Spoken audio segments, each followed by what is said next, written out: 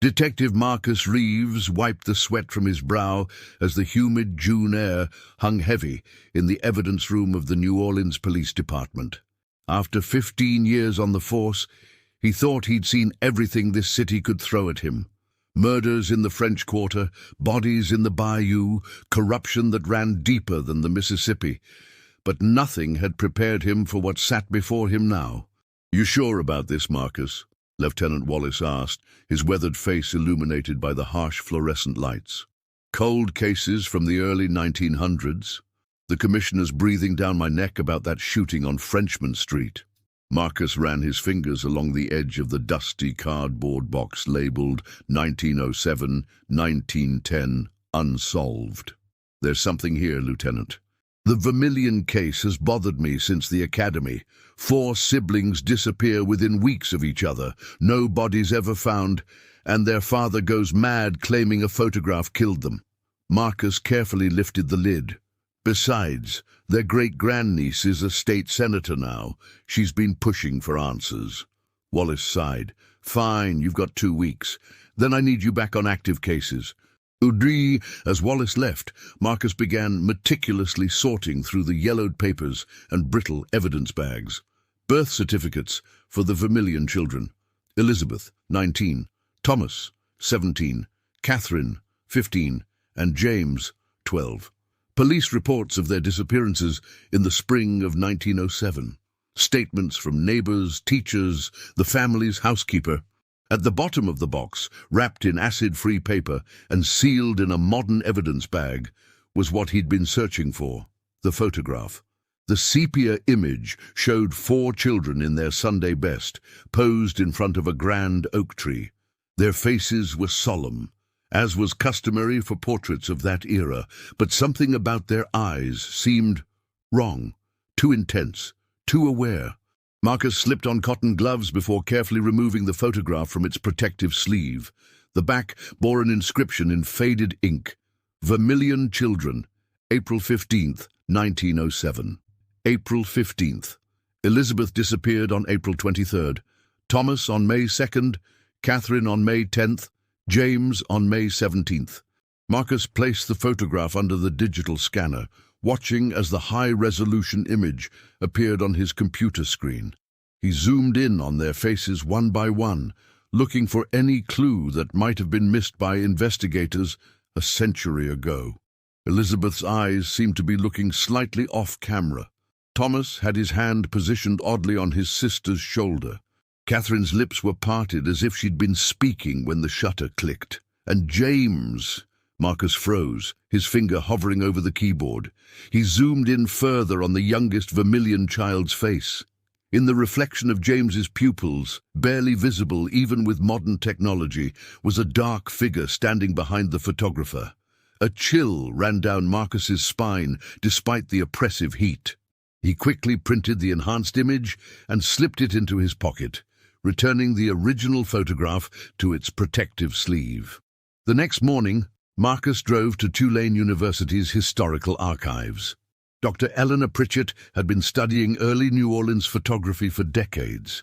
"Fascinating," she murmured, examining the printout through her bifocals. "The Vermilion case. I've read about it, of course. What can you tell me about photography techniques from that period?" Marcus asked. "Specifically, could reflections in the subject's eyes be captured with the technology of the time?" Dr. Pritchett shook her head. "Highly unlikely. Exposure times were too long and the resolution too poor. This level of detail would have been impossible in 1907. She squinted at the image. "Where did you get this enhanced version?" "I scanned the original this morning." She stared at him over her glasses. "That's impossible, Detective.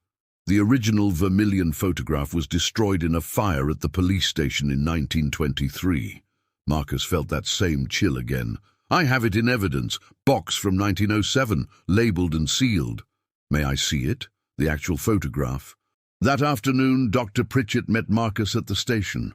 Her hands trembled slightly as he removed the photograph from its protective sleeve. "Oh my," she whispered. "This is remarkable preservation. The paper stock, the chemical composition of the image." She turned it over.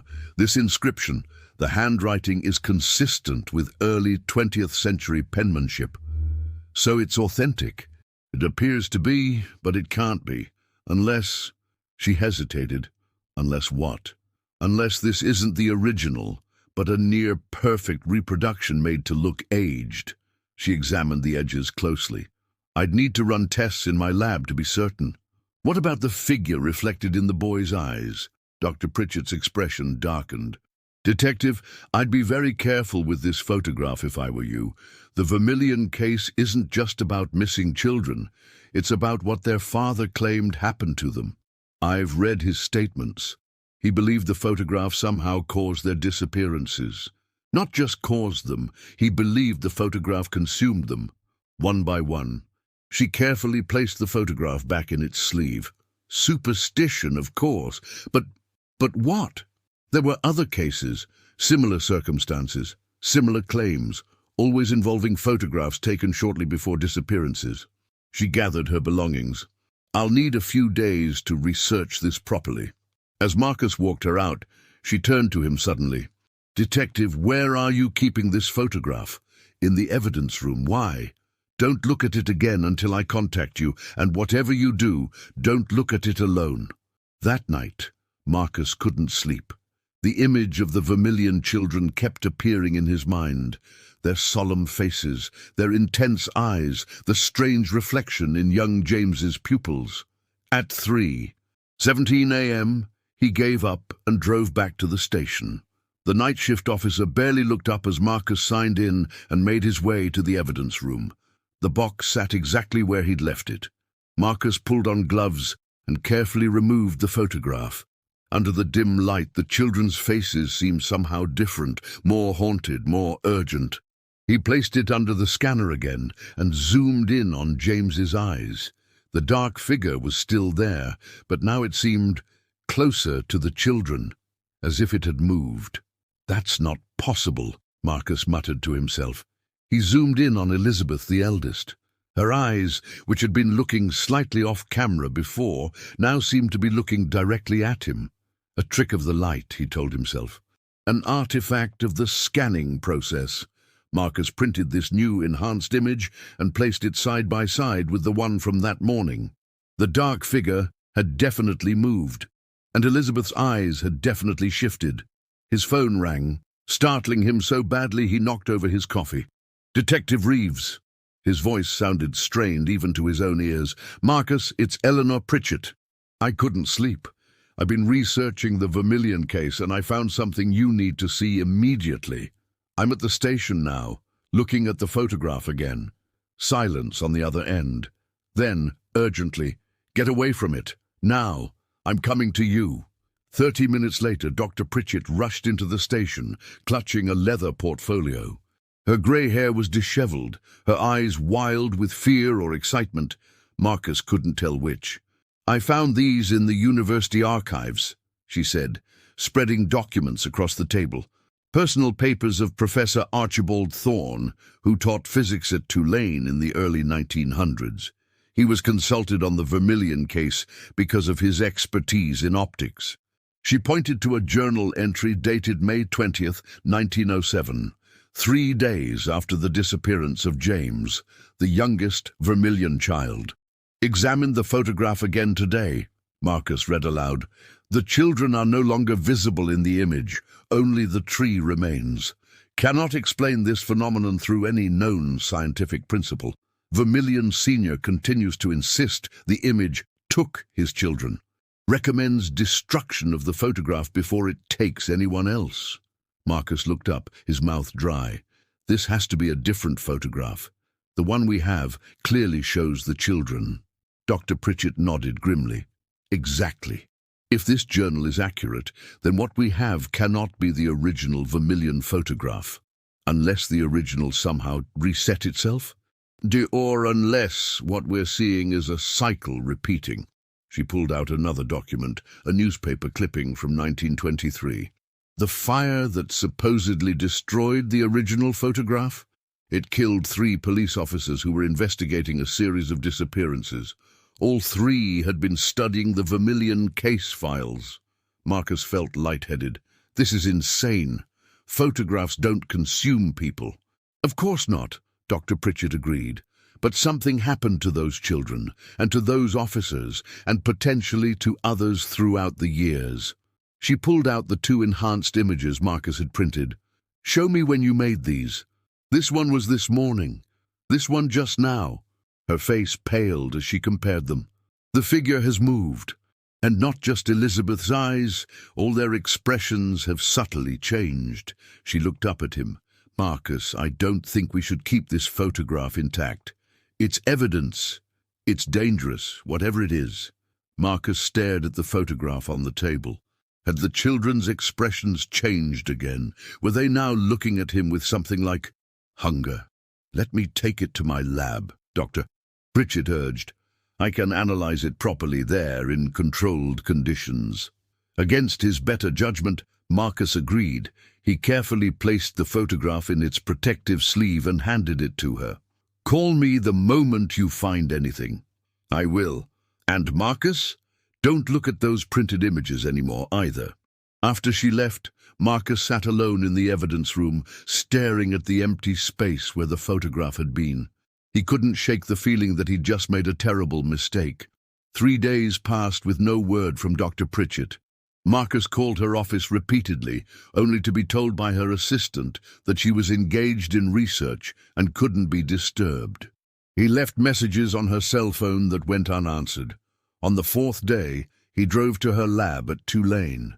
I'm sorry, Detective, her assistant said, a young graduate student named Melissa. Dr. Pritchett left strict instructions not to be disturbed. She's working with some light-sensitive materials that require complete darkness. How long has she been in there? Melissa checked her computer.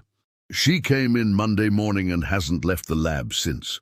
Today was Thursday. That's over 72 hours. Has anyone checked on her?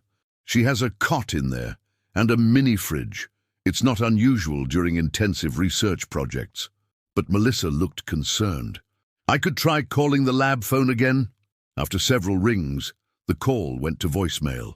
That's it, Marcus said, pulling out his badge. I need access to that lab now.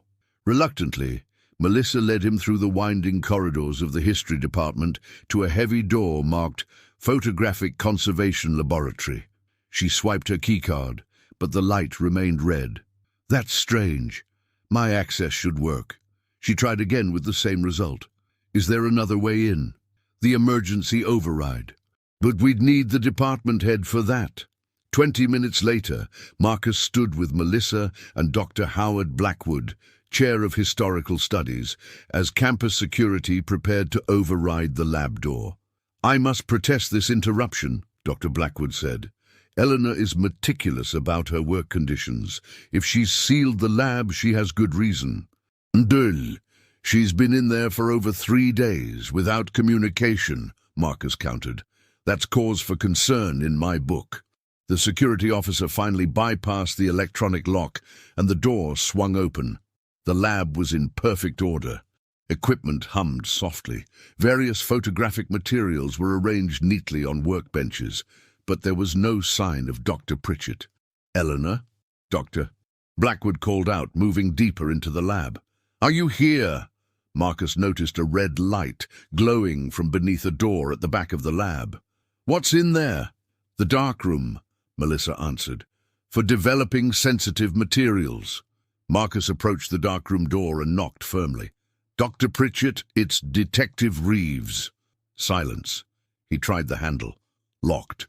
We need to get this door open, he told the security officer. Sir, if there's ongoing development inside, opening the door could ruin days of work, Melissa protested. I'm more concerned about Dr. Pritchett right now than her work, Marcus said firmly. The security officer used his master key. The darkroom door swung open, red light spilling into the lab.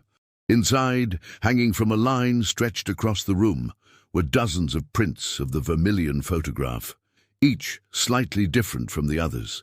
In some, the children were in their original positions. In others, they had moved, subtly at first, then dramatically in later prints. In the final images on the line, the children stood at the very edge of the photograph, their expressions transformed from solemn to terrified. And Dr. Pritchett was nowhere to be seen. On the central workbench, the original photograph sat in a shallow tray of clear liquid. Beside it lay Dr. Pritchett's notebook, the last entry dated just hours earlier. The emulsion is active. Something in the chemical composition continues to react, even after 118 years. The children are trying to communicate. They're trying to warn us. The figure behind them, it's moving in each new scan. Coming closer. They're running from it, but they have nowhere to go except... The writing trailed off mid-sentence. Marcus carefully approached the workbench, putting on a pair of gloves from a nearby box. The photograph in the tray looked different now. The 4 vermilion children were barely visible at the extreme edge of the image.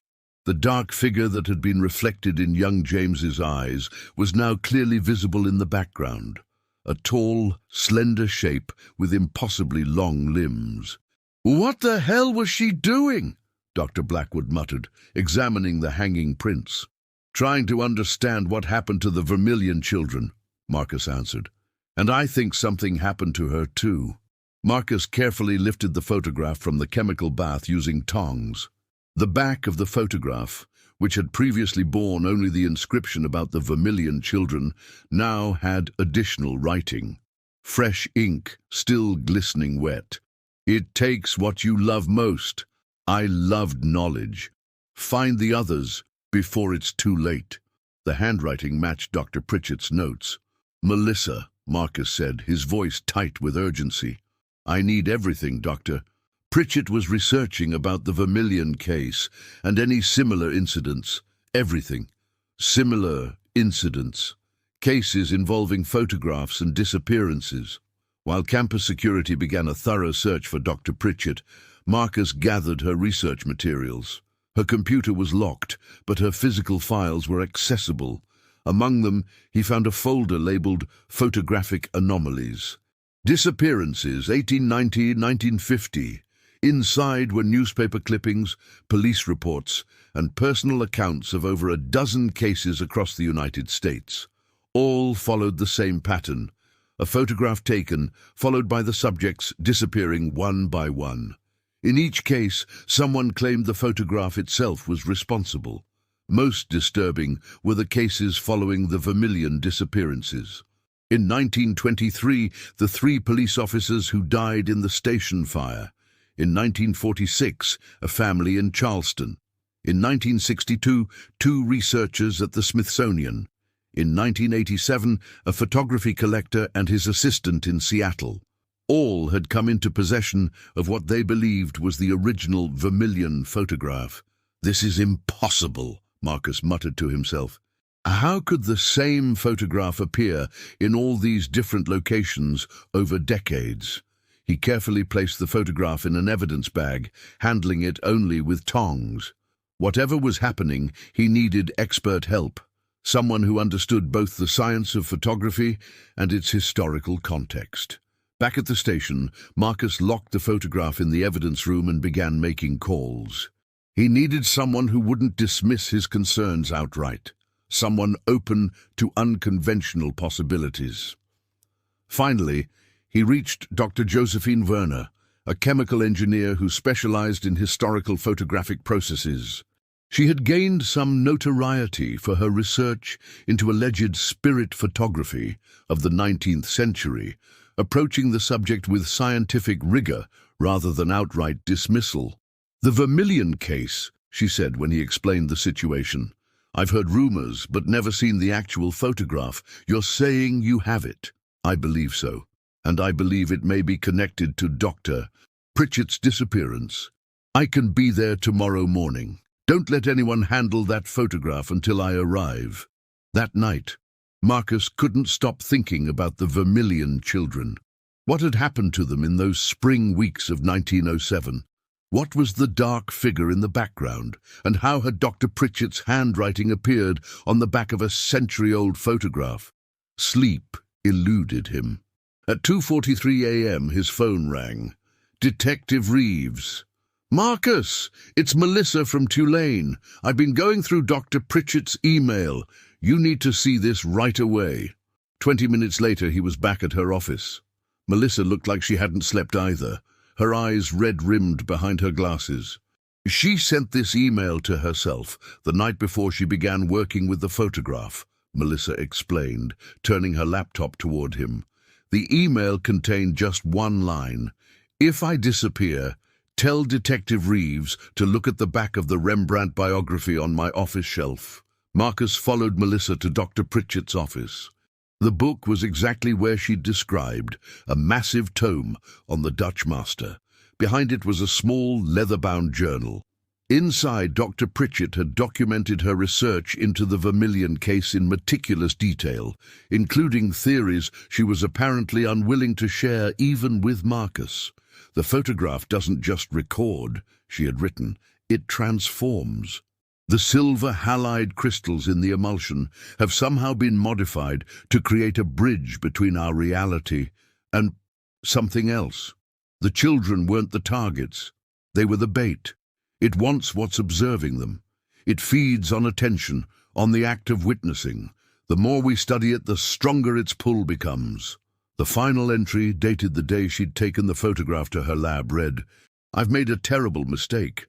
I thought I could outsmart it by studying it indirectly through digital scans and reproductions, but each new image creates a new connection. It's in my head now. I see the children when I close my eyes. They're running, always running, but there's nowhere to go except out of the frame, into our world, or into its world. Tomorrow I'll try to communicate with them. They're trying to warn us. They've been trying for over a century." Marcus closed the journal, his hands shaking slightly. She knew it was dangerous, but she couldn't stop herself from investigating. "What are you going to do?" Melissa asked. "Wait for Dr. Werner to arrive in the morning and not look at that photograph again." Oh, but as he drove back to his apartment, Marcus couldn't shake the image of the Vermilion children from his mind, their faces gradually transforming from solemn to terrified, the dark figure moving closer in each iteration. Dr. Pritchett's final words: "Find the others before it's too late." What others? The other victims throughout the decades? Or was there something else he was missing? Dr. Josephine Werner arrived at the New Orleans Police Department at precisely 8 a.m. the next morning. She was younger than Marcus had expected, mid-40s with sharp eyes behind round glasses and a no-nonsense demeanor that immediately put him at ease. "Show me everything," she said after brief introductions. "All the documentation first, then the photograph itself." For 2 hours, they reviewed the evidence together. The original police reports from 1907, Dr. Pritchett's research notes, the cases of similar disappearances over the decades. Dr. Werner listened without interruption, occasionally jotting notes in a small leather-bound notebook. "Now the photograph," she said finally. "But first, I need to prepare." From her bag, she removed what looked like scientific equipment: a small spectrometer, a digital microscope, several vials of chemicals, and, curiously, a set of mirrored sunglasses. "The glasses?" Marcus asked. "If what you've described is accurate, direct observation may be dangerous. These will create a buffer. I'll be seeing a reflection of the photograph, not the photograph itself." "You believe it can affect people who look at it?" Dr. Werner chose her words carefully. "I believe there are photographic processes not fully understood by modern science. Some historical emulsions contained compounds we would consider hazardous today: mercury, cadmium, certain radioactive elements. Combined with organic materials like egg albumin or particular tree resins, they could create unexpected chemical reactions over time." It was a scientific explanation, but it didn't account for the disappearances or the changing images. Marcus suspected she was keeping her more unorthodox theories to herself until she had examined the evidence firsthand. In the evidence room, Marcus carefully removed the sealed bag containing the photograph and placed it on the examination table. Even through the plastic, Marcus could see that the image had changed again. Now, only one child remained visible. Young James, his face a mask of terror, positioned at the extreme edge of the frame. The dark figure occupied the center of the image, its form still indistinct, but larger, more dominating. "My God," Dr. Werner whispered, peering through her mirrored glasses. She quickly set up her equipment, taking readings without touching the photograph itself. "The emulsion is still active. That's impossible after a century, unless what? Unless it's being continually developed by something other than traditional chemical processes." She pointed to her spectrometer readings. "There's energy being emitted from this photograph. Not just light reflection, actual energy output." "What kind of energy?" "I'm not sure yet, but I need to stop the process before the final transformation occurs." "Final transformation, Doctor?" Werner met his eyes through her mirrored lenses. "Based on the pattern you've described, subjects disappear when they've moved completely out of the frame. Only one child remains visible now. James, the youngest. We need to neutralize whatever is happening in the emulsion." She reached for her chemicals. "This solution should halt any ongoing photographic development." As she prepared the treatment, Marcus's phone rang. It was Lieutenant Wallace. "Reeves, where the hell have you been? Your 2 weeks are up, and I've got nothing on the Vermilion case except a missing professor and reports of you running around Tulane causing a scene. Sir, I'm close to something significant. I just need a little more time." "You don't have more time. The Commissioner wants you back on active cases immediately, and Senator Vermilion has been calling, demanding updates." Marcus froze. "Senator Vermilion called? Personally?" "Yes. Twice yesterday and again this morning.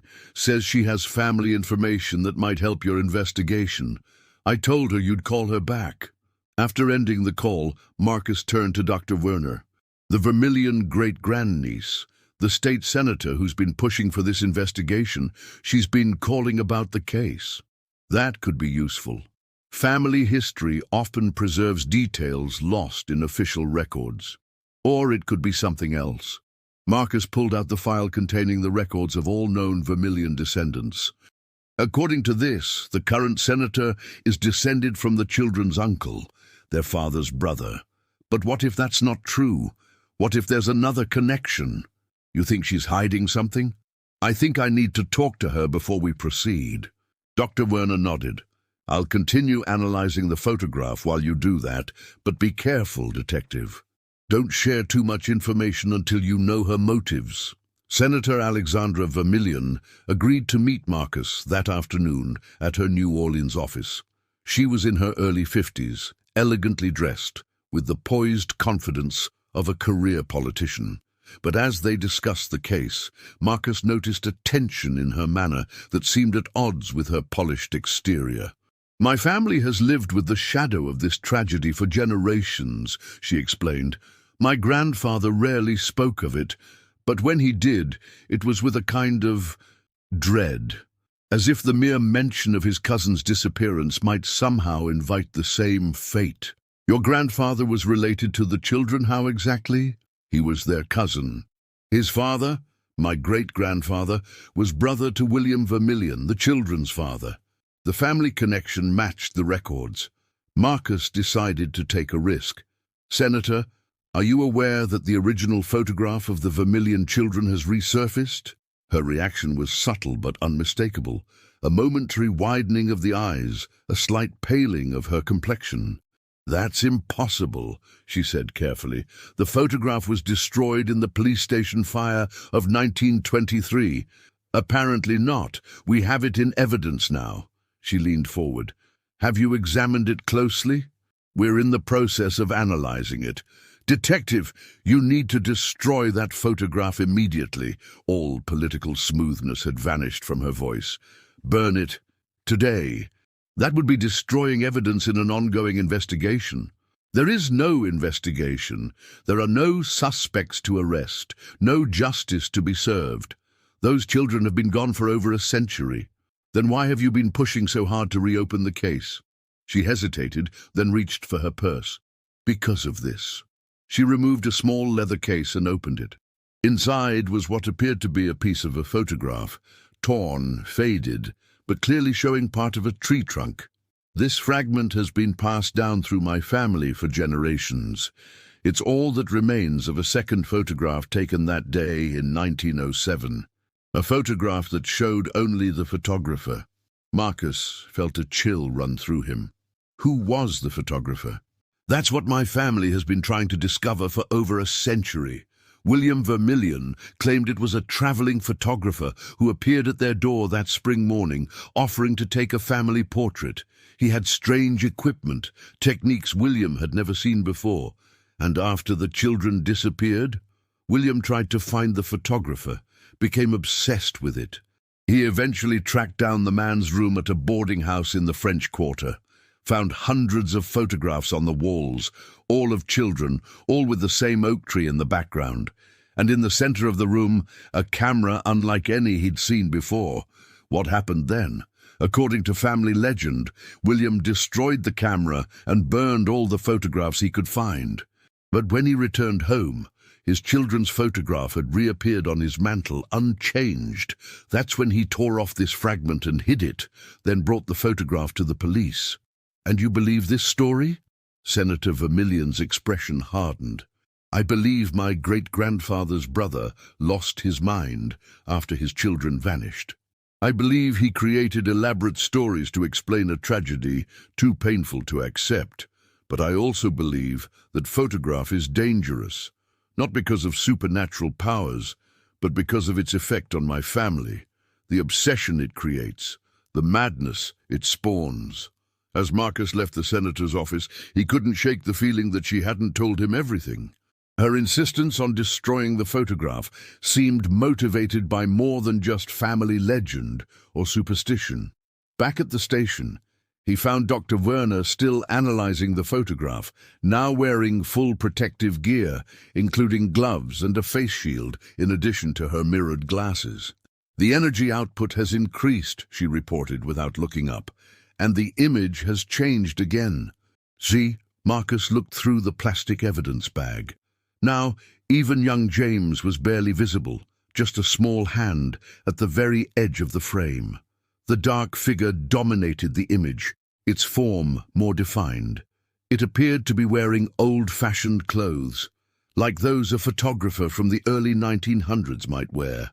I spoke with Senator Vermillion, Marcus said, explaining what he'd learned about the second photograph and the mysterious traveling photographer. That aligns with my findings, Dr. Werner responded. This isn't just a photograph. It's a trap. The children were never the target. It's the viewers, the ones who look at them, who try to understand what happened to them.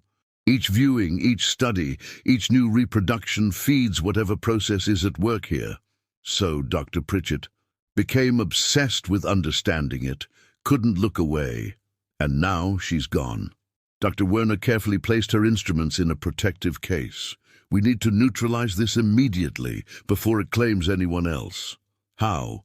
The senator's fragment may be the key. A piece torn from the original seems to have remained stable over time. Perhaps physically altering the photograph disrupts its power. Or perhaps, came a voice from the doorway, the fragment was kept as insurance. Senator Vermillion stood there, a small pistol held steady in her hand. Alexandra, what are you doing? Marcus asked, slowly raising his hands. Protecting my family. As we've done for generations. She stepped into the room, keeping the gun trained on them. My great-grandfather didn't destroy that camera. He used it.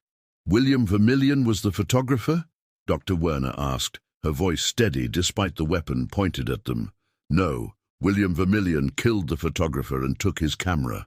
He discovered what it could do, how it could transfer life essence from the subjects to the person who developed the images. Extended life, health, power. That's not possible, Marcus said. Isn't it? Why do you think our family has produced so many successful, long-lived members? My great-grandfather lived to 103, my grandfather to 97, my father is 92, and still plays tennis twice a week. At the cost of innocent lives, Dr. Werner said quietly. Sacrifices were necessary, are necessary. The senator moved closer to the table. I need that photograph, and the fragment I foolishly showed you. Why show me at all? Marcus asked, trying to keep her talking while he assessed their options. Because I needed to know if you'd found the camera too. It's been missing since my father's assistant disappeared in 2005. We thought it was lost for good until reports of your investigation surfaced. We don't have any camera, Marcus said truthfully. Then I'll take what you do have. She reached for the evidence bag containing the photograph. In that moment, Dr. Werner moved with surprising speed, knocking over her equipment. Glass shattered, chemicals spilled across the table and onto the evidence bag. No! Senator Vermillion shouted, lunging forward. Marcus tackled her, the gun firing into the ceiling as they crashed to the floor. In the chaos, the evidence bag tore open, and the photograph slid out onto the chemical-covered table. The image began to smoke, the emulsion bubbling and peeling away from the paper backing. Senator Vermillion screamed, not in anger, but in pain, clutching her chest as if something were being torn from inside her. Dr. Werner quickly pulled Marcus away from both the senator and the dissolving photograph. Don't touch it! Don't look directly at it! Through his peripheral vision, Marcus saw the photograph continuing to break down, but not burning or melting as expected. Instead, it seemed to be releasing something. The dark figure that had dominated the image appeared to rise from the surface, a three-dimensional shadow expanding into the room. Senator Vermillion stopped screaming and began to laugh, a chilling, unhinged sound. You've released it. You fools, you've released it. It was contained as long as the photograph existed. The shadow continued to grow, taking more definite shape, a tall man in early 20th century clothing, with a camera hanging from a strap around his neck. Where his face should have been was only darkness. Run, Dr. Werner said quietly. Now. They backed toward the door as the figure fully emerged from the dissolving photograph. It turned what should have been its head toward Senator Vermillion, who had stopped laughing and now pressed herself against the wall in terror. Your family stole my camera, a voice whispered, though the figure had no visible mouth. Stole my work, stole my life. It was my great-grandfather, not me, she pleaded. I've only done what was necessary to survive. As have I. The figure moved toward her with unnatural speed. Marcus pulled Dr. Werner through the door and slammed it shut behind them. The senator's scream was cut terrifyingly short. Alarms began blaring throughout the station as officers responded to the gunshot. Marcus quickly explained that the senator had attempted to steal evidence and had accidentally exposed herself to dangerous chemicals. It wasn't the whole truth, but it was all he could manage in the moment. When a hazmat team finally entered the evidence room hours later, they found Senator Alexandra Vermillion dead, apparently from a heart attack. The photograph was completely destroyed, reduced to ash. There was no sign of any shadowy figure. In the following days, Marcus and Dr. Werner pieced together what they believed had happened. William Vermillion had indeed killed a traveling photographer in 1907 and stolen his unusual camera, a device that somehow captured more than just images. For generations, the Vermillion family had used this camera to extend their lives at the expense of others. The photographer's spirit, or essence, was trapped in that original image, Dr. Werner theorized. Bound to it through some process we don't understand. The Vermillions kept it contained, using its power while preventing it from seeking vengeance. And now? Now it's free. Whether it's gone on to whatever awaits beyond this life, or whether it's still out there somewhere, I don't know. 1 week later, a package arrived for Marcus at the station. Inside was Dr. Pritchett's leather-bound journal, along with a note in unfamiliar handwriting. Detective Reeves, the Vermillions weren't the only family to discover the power of certain photographic processes. Some of us have been working to undo the damage for generations. Eleanor is safe with us now, learning the truth about what exists in the spaces between images and reality. She asked me to return this journal to you, along with a warning. There are other photographs out there, other traps. If you encounter them, burn them immediately. Do not study them. Do not reproduce them. Above all, do not look too deeply into the eyes of their subjects. With respect and caution, J. The letter was unsigned beyond that single initial. The return address led to an abandoned building in the French Quarter. Marcus brought the journal to Dr. Werner, who had remained in New Orleans to document their findings. "This confirms some of my theories," she said after reading it. "The Vermilion photograph wasn't unique. It was part of a larger phenomenon, possibly even a deliberate technology." Technology? This was 1907. The principles of photography have remained largely unchanged since the 1800s. It's always been about capturing light, fixing chemicals, creating permanent images. But what if someone discovered a way to capture more than just light? Like what? Souls? Life force? That's not science. Not by our current understanding, no. But consider the historical context. This was the era of early radiation experiments, spiritualism, the borderlands between emerging science and what we'd now call pseudoscience. Researchers were discovering invisible forces, X-rays, radio waves that could pass through solid matter. The boundaries between the possible and impossible were being redrawn daily. Marcus rubbed his temples, feeling the beginning of a headache. So what do we do with this information? Warn people about dangerous antique photographs. We document everything as thoroughly and accurately as possible. Then we lock it away. Dr. Werner closed the journal carefully. And we keep our eyes open for other cases, other photographs. And Dr. Pritchett, do you think she's really alive? I don't know, but I'd like to believe she is. That there are people out there who understand these phenomena and are working to contain them. The Vermilion case was officially closed 2 weeks later. The report cited Senator Alexandra Vermilion's death as due to natural causes, triggered by exposure to toxic chemicals from the deteriorating photograph. The disappearances of the Vermilion children remained unsolved, classified as historical kidnappings. Dr. Eleanor Pritchett was listed as a missing person, presumed dead. Only Marcus and Dr. Werner knew the fuller, stranger truth, or at least what they believed to be the truth. They kept in regular contact, sharing information about other potential cases involving photographic anomalies. 6 months later, Marcus received another package. Inside was a modern photograph showing Dr. Pritchett standing in front of a laboratory, unlike any he'd seen before. She looked healthy, vibrant, even younger than when he'd last seen her. On the back was written, "The children are safe too. After 118 years, they're finally safe." There was no return address. That night, Marcus gathered every digital scan and printed copy of the Vermilion photograph he had made during the investigation. Following Dr.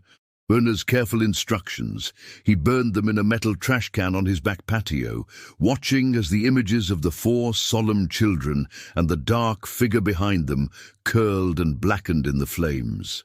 As the last print turned to ash, he felt a weight lift from his shoulders, a pressure he hadn't even realized was there. For months he had been carrying the image of those children in his mind.